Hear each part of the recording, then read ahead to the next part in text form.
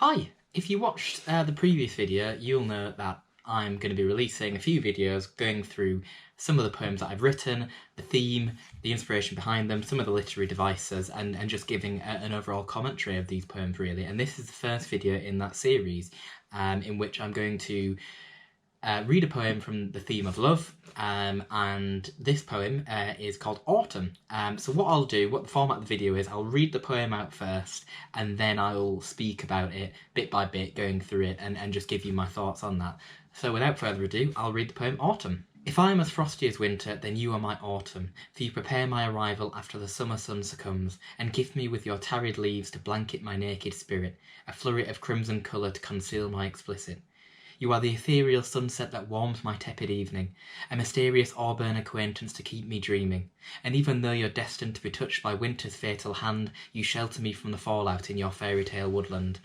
My autumn goddess, I love you, but like a clichéd childhood dream or a tragic mythical tale, you are elusive, an Eidolon who I can only gaze upon for torture of my desire, never to embrace or caress but tragically watch you move on. So really, the first thing that I should probably point out about this poem is the name. Originally, it was going to be called elusive, and that's actually a word that I use and I think captures the essence of what I'm trying to say about love, or this notion of love is never quite in reach. It's always kind of getting away, you know, it's always one step ahead. And so the word elusive made it into the poem, but also I did think that would be a great title for this. However, I did eventually land on autumn, because as you'll notice in the first stanza and throughout the poem, the main comparison I'm making between the narrator and the person, the notion of love, or the person of love, is that they're different seasons. And the reason for that is quite obvious. Winter is cold and it's associated with death because everything has kind of died during the autumn and build up to winter, whereas autumn is warmer. You know, it's all those rich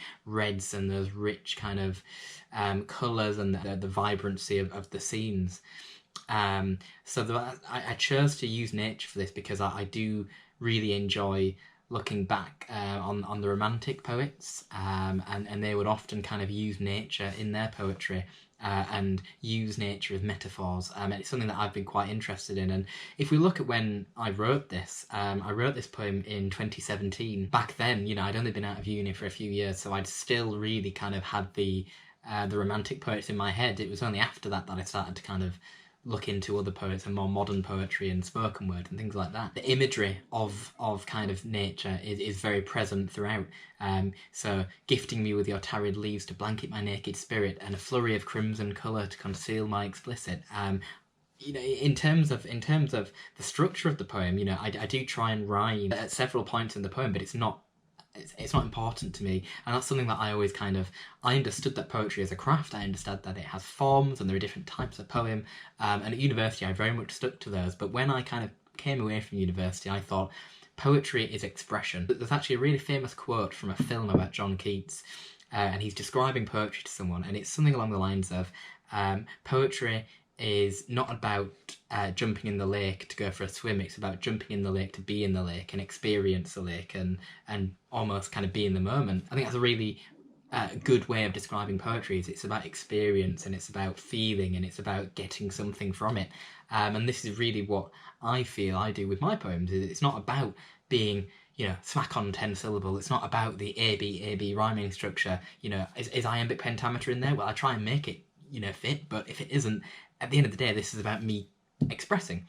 And in here, I'm telling the story of this kind of elusive, tragic, hopeless love chase, really. And nature really fit that for me. There's also quite a bit of imagery around death. I've mentioned that winter is associated with death, but we've also got, you know, the description of winter's fatal hand to shelter me from the fallout. There's a lot of kind of very trademark Tom focus on death there. Also the supernatural element to it. So I've mentioned about it being fairy tale woodland, and I've spoken about an Eidolon, which is an Irish mythological fairy, I think. I remember looking that up at the time and thinking that's a great one for me to use. I had this real obsession with the supernatural because in my head I thought, well, if this thing, this person, this love is so elusive and so kind of out of my world. They're definitely supernatural. And so that is where the goddess thing comes in. I've used the mythological and the godlike thing in other poems. You know, I've kind of had Goddess of Seduction, which is actually going to be in the next video.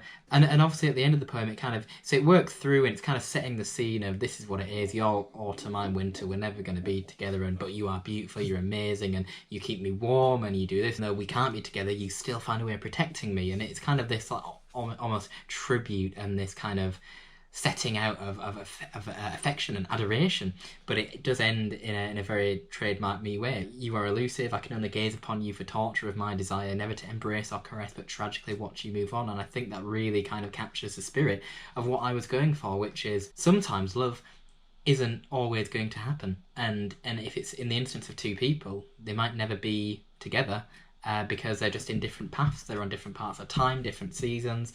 So it kind of fits in to the overall theme of the book, Chasing Time, which is about, you know, it's about the fact that we want things which just somehow are always out of our reach. So that's really autumn. In a nutshell, it's a hopeless kind of homage, tribute to someone that the narrator loves but can never quite have, and it's almost a confession, but a hopeless one at that, because it's confessing how much they love this person, but equally saying, yet I know that this will never work out, and you're always going to be just a goddess in my eyes, and you'll always be my autumn. So that's my poem on love, or my chosen poem on love. I've written quite a few and you'll see them in the book, but that's one that I particularly like in terms of poeticness. I think it's one of the nicer poems that I've written. So the next video that I'm going to put out will be on the theme of lust, and that is where I cover the poem Goddess of Seduction. So if you've made it through this video, thank you and bravo. I hope you join me for the next one. Thanks very much.